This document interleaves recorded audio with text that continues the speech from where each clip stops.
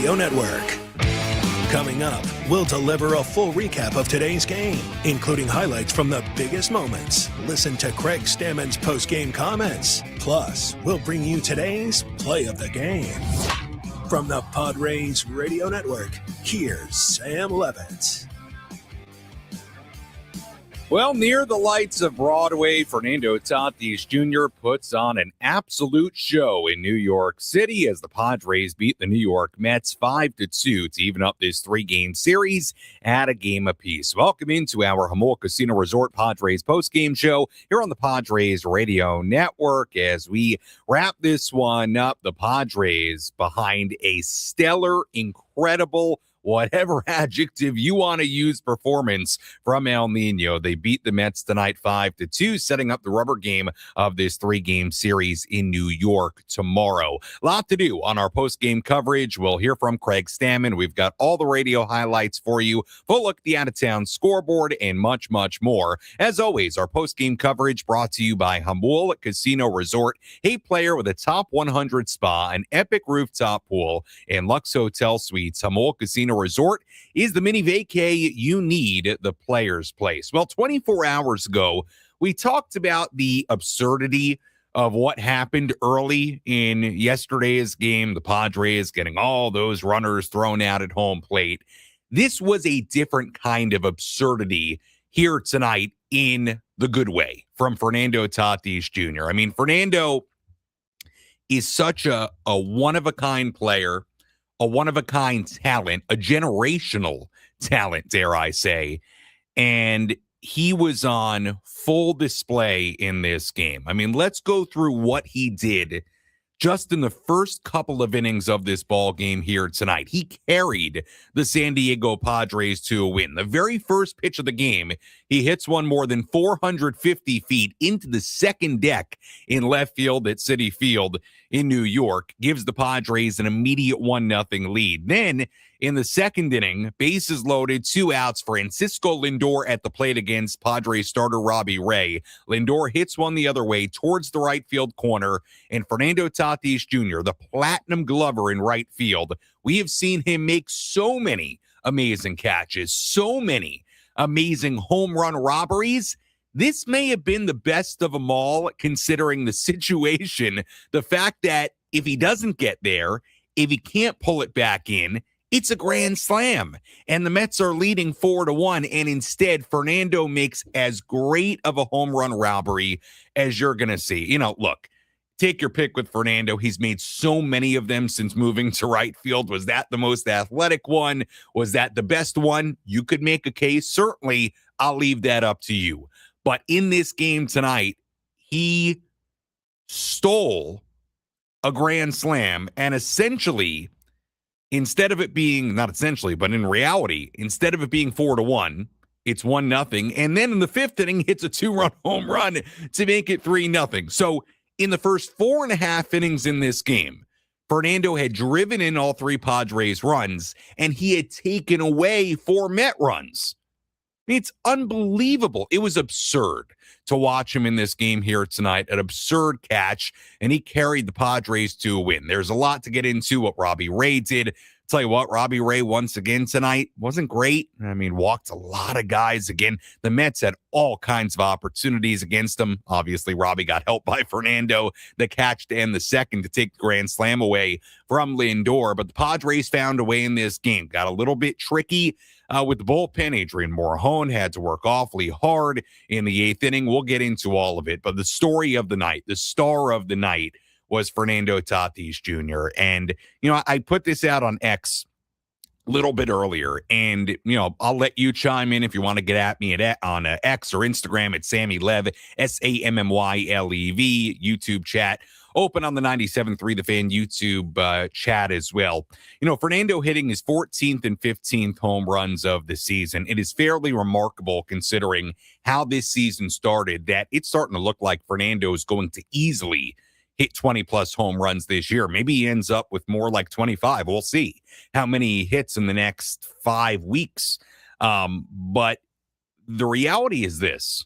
You know, I wasn't here in 2019. I wasn't here in 2020. I wasn't here in 2021. I was working in Amarillo, Texas in the minor leagues. But even though I didn't see with my own two eyes in person Fernando's first 3 major league seasons, I am well aware of not only the numbers, but the electricity and more so his ability to carry a team, to impact a game in so many different ways, and how much that was on full display, especially I think his first 3 seasons. You talk about 2021, how incredible of a year that was. And I'm not saying Fernando hasn't had great moments and good numbers since then, but it's been at times a bit of a different Fernando. I think that's fair to say. I will say this, in the last few weeks, whether you want to talk about the power, the moments, the base running, the defense, it feels to me like we're watching, and you might disagree, but it feels to me like we're watching the last few weeks the closest version of that era of Fernando's career. It really does. I mean, I think back to that win against the Brewers when he's racing around from second base. We kind of took that for granted on that ground out by the infield single by Cronenworth the other day at Petco Park. And we take it for granted that Fernando came in to score. Most guys don't do that. They don't have the speed to do it. They don't have the instincts to do it. That's a good example right there. The defense speaks for itself. He's hitting home runs with regularity now. Not just with regularity, he's hitting, the cover off the baseball. I mean, he is smashing home runs all over the place. And tonight it was to left, it was to right. I just feel like we are once again, it's not the first time, but once again experiencing this version of Fernando Tatis Jr. that can truly carry your ball club. And in this individual game here tonight, he quite literally carried the Padres to a win with what he did in this game. Again, he doesn't go get that ball off the bat of Lindor. It's a grand slam, and the Mets have a 4-1 lead. The entire complexion of this game changes if he does not go get that ball. And then he hit 2 home runs in the first 5 innings to boot. So just an incredible game for Fernando. A good win for the Padres here tonight. An opportunity now to win this series against the Mets tomorrow. Padres have now won 18 of their last 24 games. So they're 18-6 in a 24-game span. They have an opportunity now to make this a winning road trip tomorrow. They've guaranteed a 500 road trip to Cleveland and New York, but I think it would be a much better feeling coming back home if they can win the series tomorrow in the rubber game. But Fernando Tatis Jr., wow, what a night with the home runs and the home run robbery, the grand slam robbery. You'll remember this game. There are a lot of games over the course of 162 that I don't want to say are forgettable. You'd like to think that every night you take something away, but kind of just blend in with the course of an 162 game schedule and the course of baseball history year by year. Tonight was not one of them. You're going to remember this one. Oh, yeah, that night in New York where Tatis robbed the grand slam and hit the 2 home runs and just put the Padres on his back, and they won a ball game. You're going to remember this one, I think, based on what Fernando did here tonight. A lot of fun to watch, and the Padres get a 5-2 win. Was not an easy win. Wasn't an easy win. They needed Morahone to really do some heavy lifting in the 8th inning. They had to go to Mason Miller for the 9th inning, so it was not an easy win per se, but pretty memorable win for sure with what Fernando Tatis Jr. did in New York City tonight. When we come back, we'll get into all the radio highlights. A lot of good calls from Jesse and Tony in this one. We'll hear from Padre manager Craig Stammen coming up a little bit later as well. Padres beat the Mets 5-2 in New York. Our postgame coverage continues after this on the Padres Radio Network.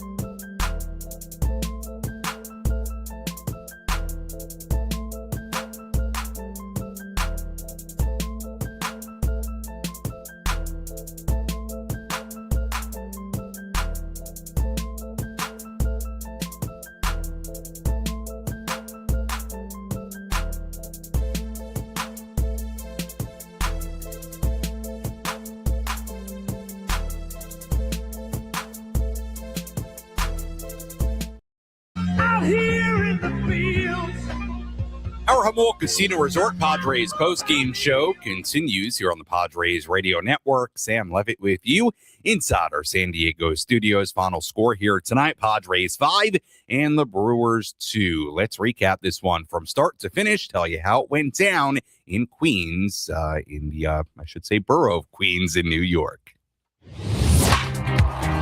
Which moments determine the outcome of today's game? We'll paint you a picture with our game highlights on the Padres Radio Network. All right, a Tuesday night in New York. Rookie left-hander Zach Thornton on the mound for the Mets.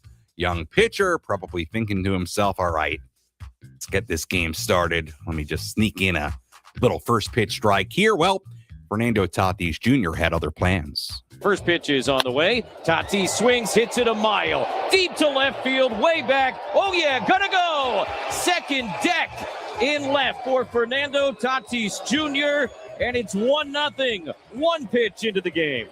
Tatis crushed it second deck at Citi Field. Like Jesse said, he hit it 452 feet. His 14th home run of the year, and believe me, he was just getting started in this one. Robbie Ray on the mound tonight for the Padres. Mets had all kinds of chances against them tonight. A one-out double in the first inning, but Ray got out of it. In the second, the Mets loaded the bases on 3 walks from Ray. Walks continue to be an issue for Robbie. Francisco Lindor dug in with the bases loaded and 2 out.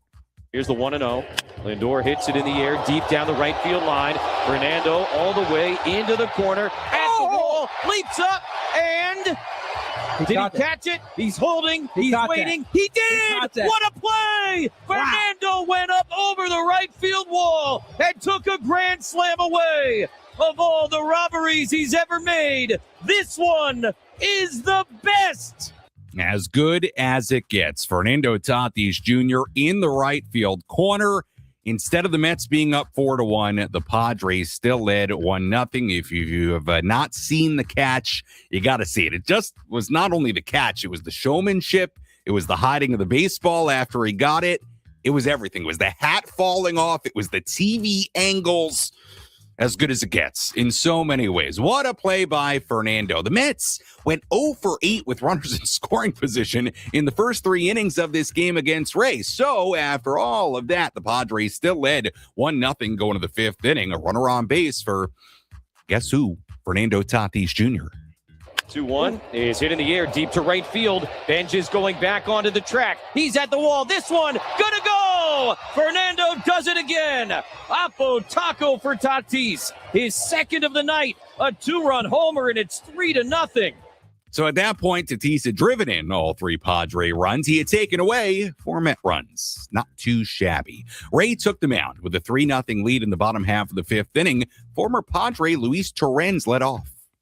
And a high fly ball deep to center field. Merrill back at the wall, looking up, gonna go. Luis Torrens, stay hot. Unbelievable. He has been on an absolute tear. Homered in his last game on Sunday. Homers here off the base of the apple in center field. And the Mets are on the board. It's 3-1. So the Padres led 3-1 after 5. Ray went 6 innings despite the early base traffic. He allowed just 1 run.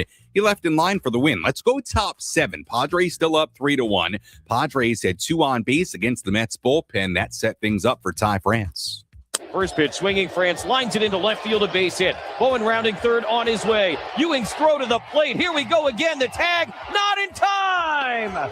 Not this time. And the Padres have added on. It's 4-1.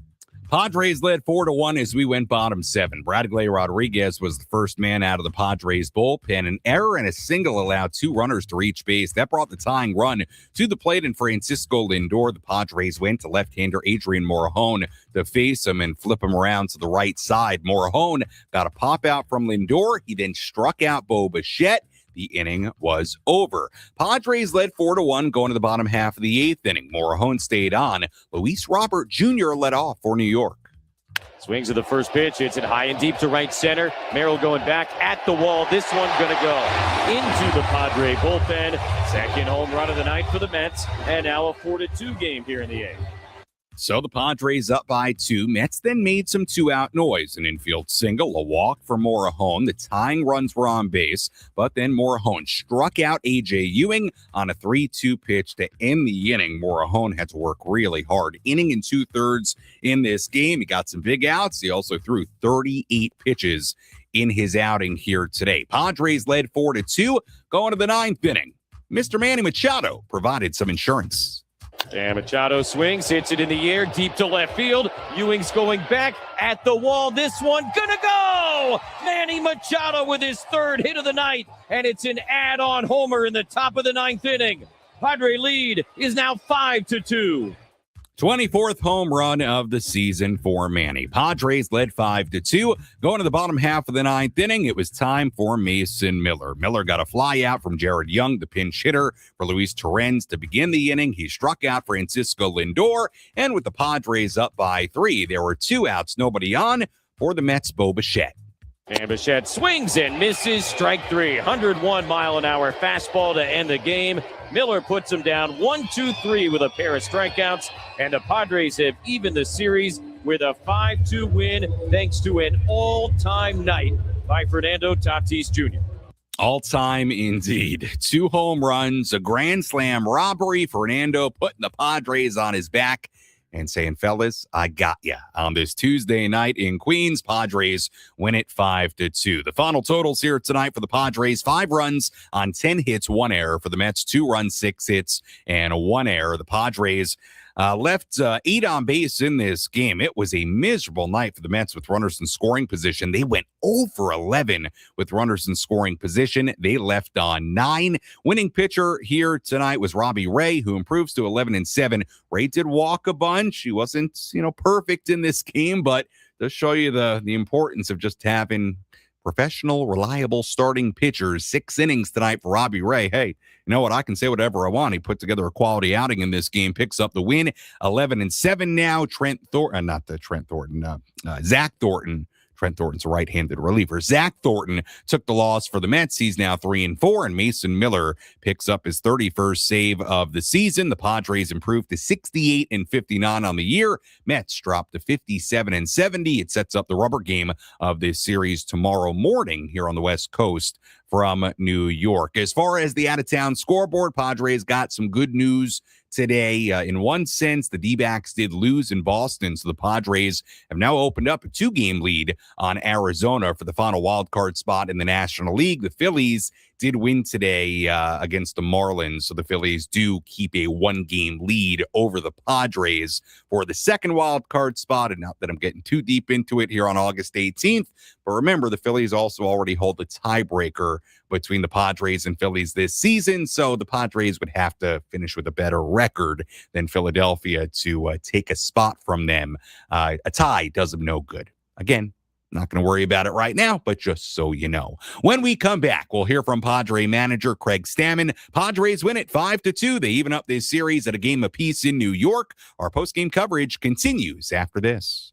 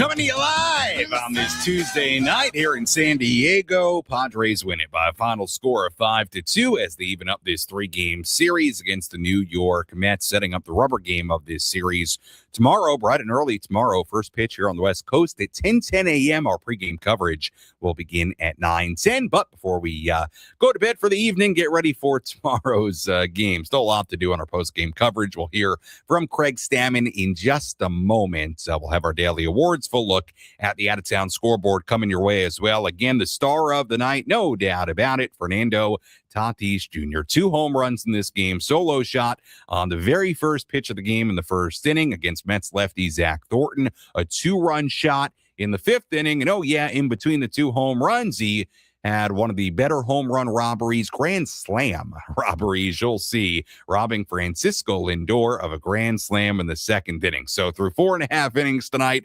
Fernando had driven in 3 runs on a couple of homers, and he had taken away 4 Met runs. I don't know if this is an exact comparison, apples to apples. I tried to do it on social media. I don't really know if it works. But you know how in basketball they have the on-off numbers, the plus minus numbers, and essentially what that is it gives you the point swing for a player when they're on the court. So for example, if Steph Curry in a game has a plus 25 for the game, it means while he was on the floor, the Warriors had a 25-point advantage during the minutes he was on the floor. Does that make sense? Make sense, Kyle?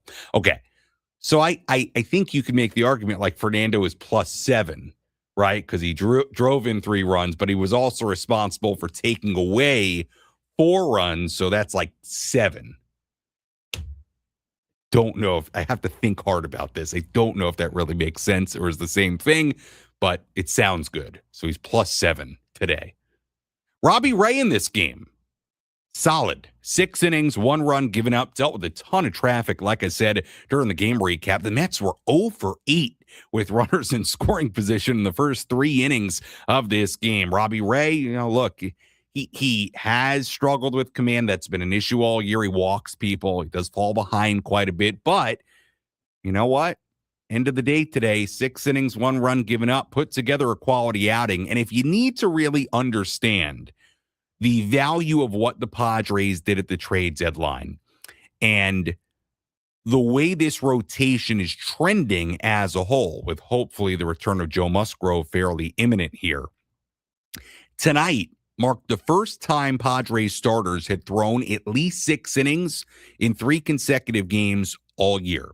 They had not had a stretch of 3 games where their starters had worked 6 innings each all year. Okay, first time that's happened was Thursday in Cleveland, Saturday in Cleveland. Oh my goodness. Sunday in Cleveland, Monday in New York, Tuesday in New York. Got through it. Sunday in Cleveland, Monday in New York, Tuesday in New York. First time, hey, it's August. I got my days mixed up. First time all season the Padres have had a 3-game stretch where a starter has gone at least 6 innings. This little nugget, I think, even magnifies it more. The Padres have now hit the 6-inning mark from their starters in 7 of their last 10 games. They had done that, hit 6 innings just once in their previous 10 games and 3 times in their previous 25. So the starting pitching not only has been better, but they're going deeper. And the quality of the starts overall, just with the additions of Mize and Ray and Buehler pitching better and King being able to gut through outings and Randy Vasquez pitching better. Well, I say just with all that, with all of that happening, it's showing up in these starting pitching numbers and how good the starting pitching has been and also how deep the starting pitching is going. They're doing something with this rotation that they haven't come close to doing all year before this most recent stretch, and the Padres win it here tonight 5-2. All right, enough from me mixing up days. And what was I doing? I was mixing up days. I was talking about plus minus basketball. Enough from me.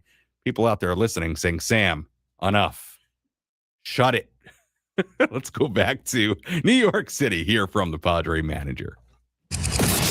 Let's pull up a seat in the manager's office and hear from Padres skipper Craig Stammen. Served up by Sinley Food. If you've had better chicken, you must be a rooster.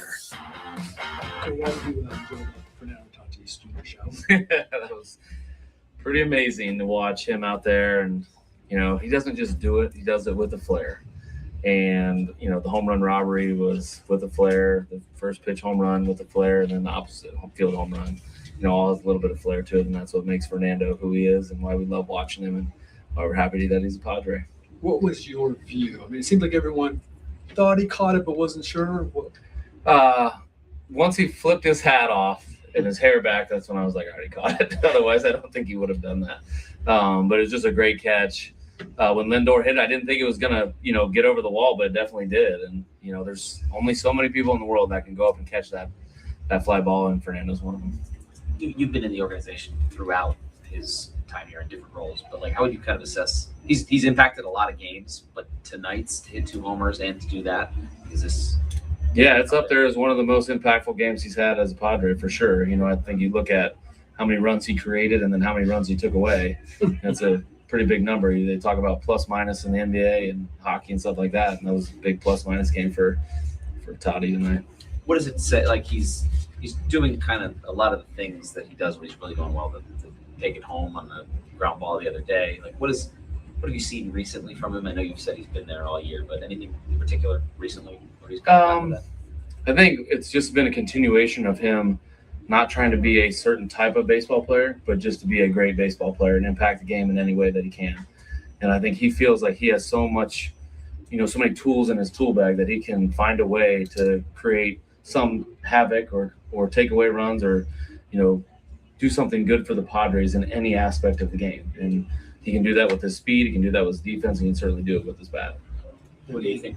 What do you think of Robbie tonight? Kind of the way he worked through it. Yeah, you know, Robbie's that's kind of how he does it. You know, he chucks the ball. He'll walk a few here and there, but he knows how to get out of jams. He knows how to pitch. He's going to give you 6 innings. That's just what he does. He's a very experienced, tough, competitive person and pitcher, and he fits right into our team. That he is what you just said. How much of that was you putting him out in the 6th? Is there other guys that you might have pulled in a close game like that? Yeah, exactly. I think, you know, he was definitely pitching better as the game went on. And a lot of it had to do with him facing the lefty right out of the gate in the 6th. And then, you know, he kind of cruised through that inning, got out of it. And, you know, 6 was a very good start for him. 6 innings, you know, 1 run and 3 hits. Pretty darn good. Adrian grinded after saving the 7th inning and grinded it. What you think of his performance? Yeah, very, very tough to come in a super high leverage situation, get out of that in the way he did against their best hitters, and then go back out for the next day and have to, you know, pitch another high leverage inning. You know, sometimes we take it for granted with Adrian because he gets out of it in like 15 pitches, but tonight was a little bit of work. To me, it was one of his best outings that he's had all year because he had to dig a little deeper and throw a ton of pitches and fight through, you know, a tough inning for him. What's the, you know, we'll ask Robbie this too, but as a pitcher, what's it do for a guy to see a catch like that? You go from 4 runs down 4-1 to out of the inning. And then I think you're talking like the next 14 guys or 14 or 15 guys. What's that catch like that do for a pitcher the rest of his night? Yeah, you talk about, you know, momentum switching. That was a big momentum switch for the entire game. And certainly the starting pitcher walks off the mound feeling like, man, I've got everybody behind me, and now it's up to me to just throw some strikes and let my defense work. And I think that's kind of, he just settled down a little bit after that and you know, was able to give us a really strong outing. I'm sure you've asked this question a lot, let's call it months, but we all know how Fernando started out, and you know that wasn't him for 2 months. But what's it like for you guys to see these last 2.5 months after what he went through to get to the end of May? Yeah, I think it just shows how tough he is mentally and how he's able to handle, you know, the whole world dissecting his swing and what he was up to, and him to come out of it and believe in himself, and the coaches to kind of rally around him and give him the tools to, you know, turn his season around and have some success. I think it was unfortunate that was at the very beginning of the season. You know, if that type of slump happens in the middle of the year, we all say, well, that's just a slump in the middle of the year, but happened to be at the beginning of the season. But it just showed that he can overcome about anything. And we're seeing the best of Fernando Tatis right now. And sometimes that adversity makes you a little stronger than you were before. Yeah, no doubt about that. We are seeing the best of Fernando right now. What a night for Fernando. What a nice win for the Padres as they beat the Mets 5-2. Sam Levitt back with you inside our San Diego studios on our Jamul Casino Resort Padres post-game show. Jamul Casino Resort, the Players' Place. Let's step aside. When we come back, we're going to dive deeper into what Adrian Morejon did in this game, because if Fernando was hero number one, I think you could very well make the case Adrian was hero number two in this game. We'll have our scoop of the game coming up for you in our next segment as well. I bet you can guess what that is going to be tonight. And we'll have a full look at the out-of-town scoreboard. Continue to break this one down. Padres beat the Mets 5-2. They set up a rubber match of this series tomorrow in New York. Our post-game coverage continues after this on the Padres Radio Network.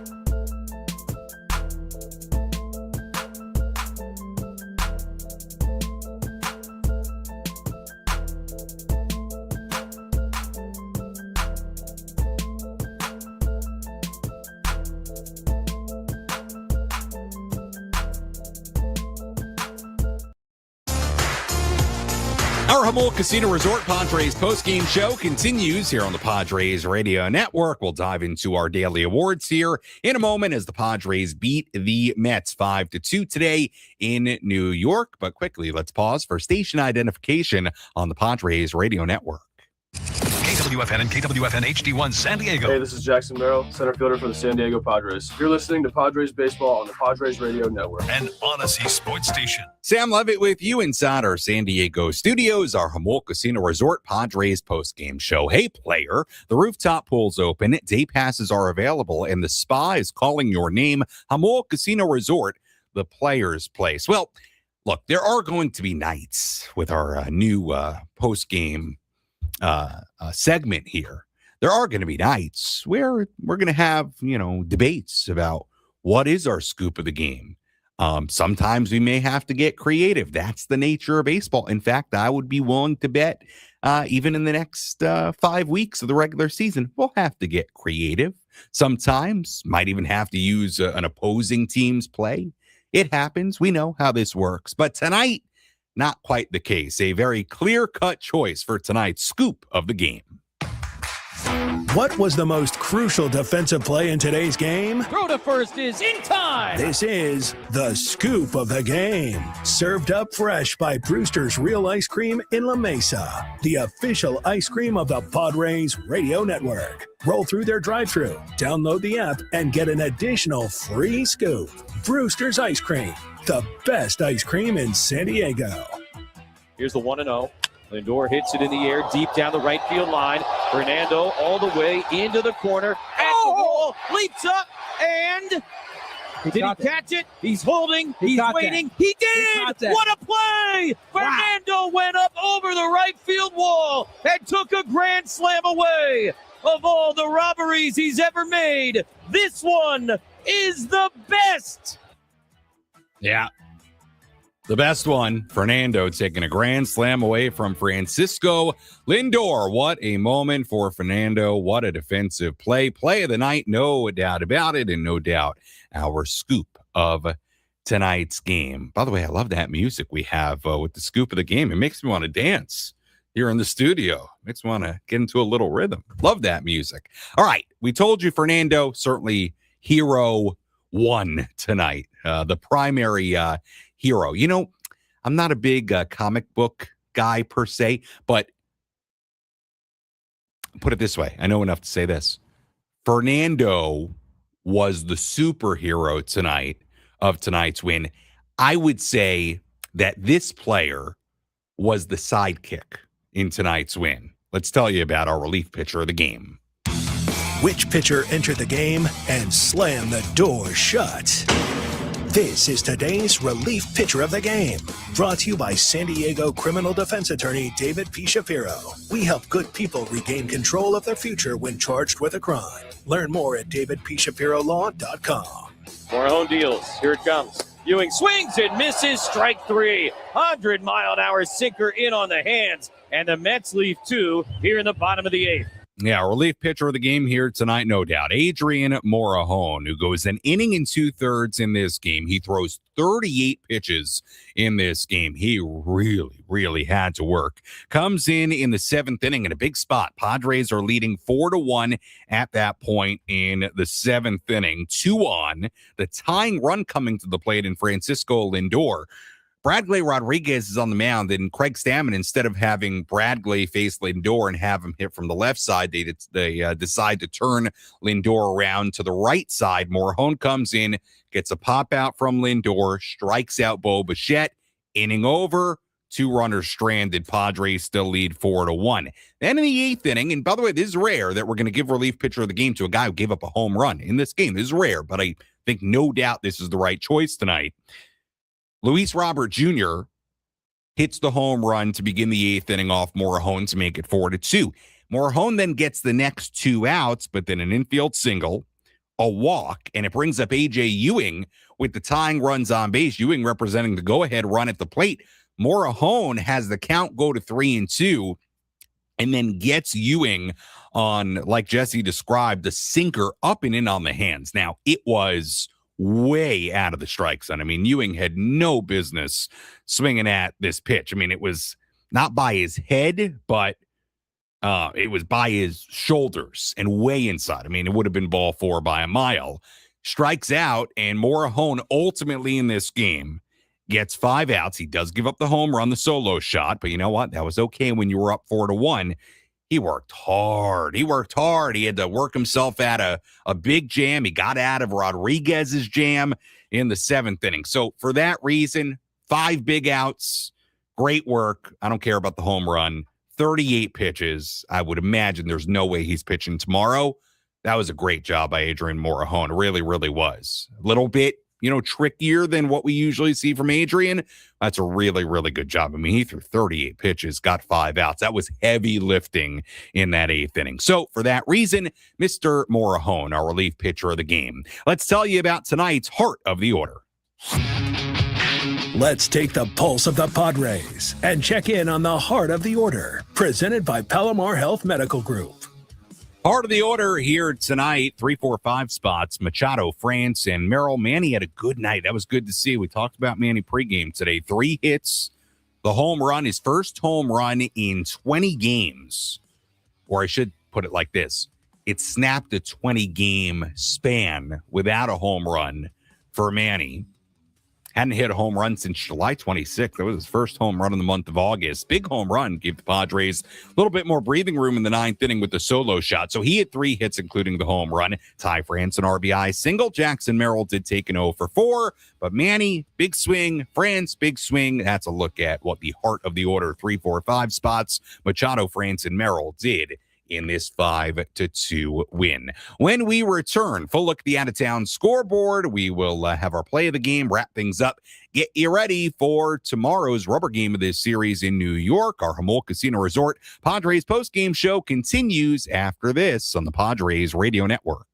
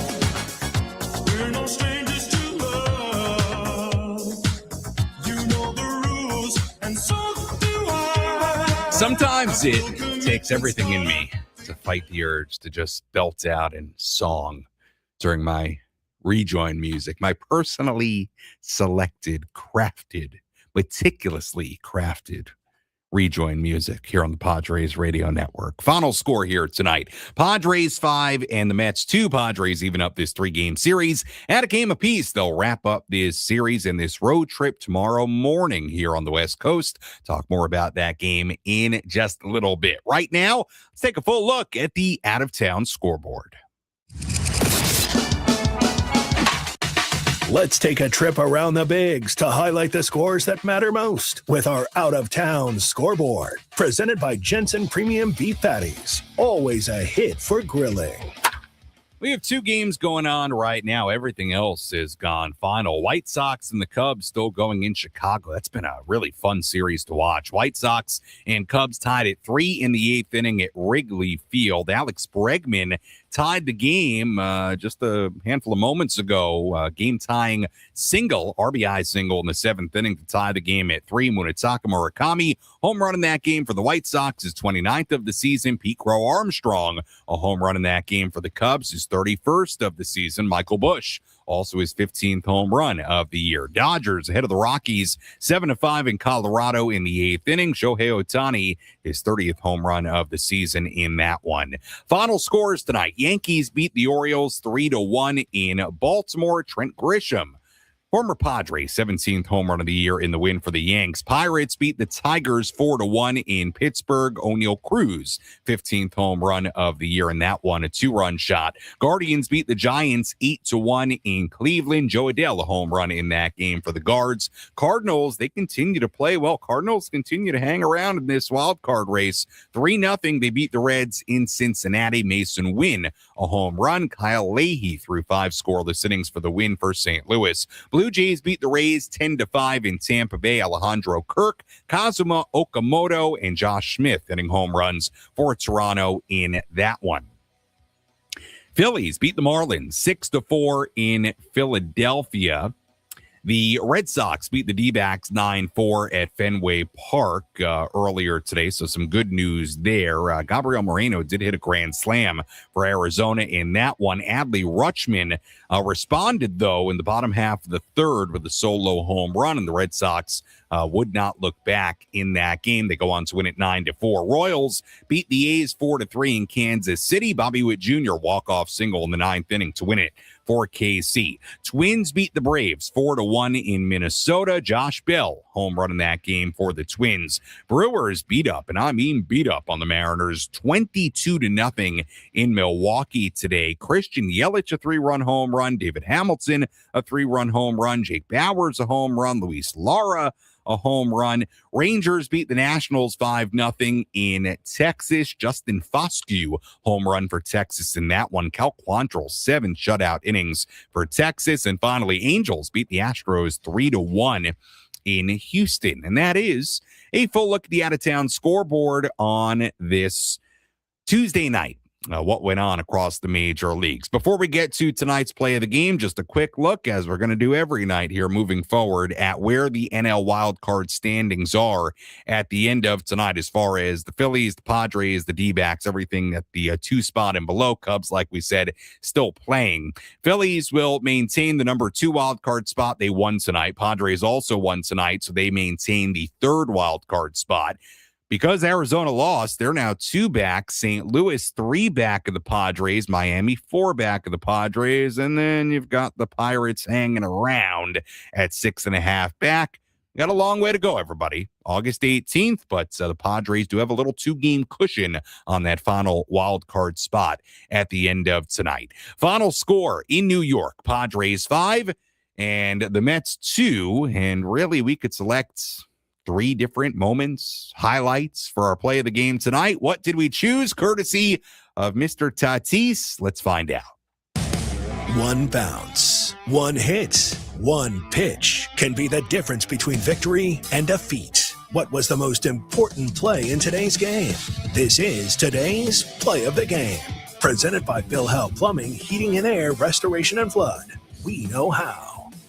2-1 is hit in the air, deep to right field. Benj is going back onto the track. He's at the wall. This one, gonna go! Fernando does it again. Apo Taco for Tatis. His 2nd of the night. A 2-run homer, and it's 3-0.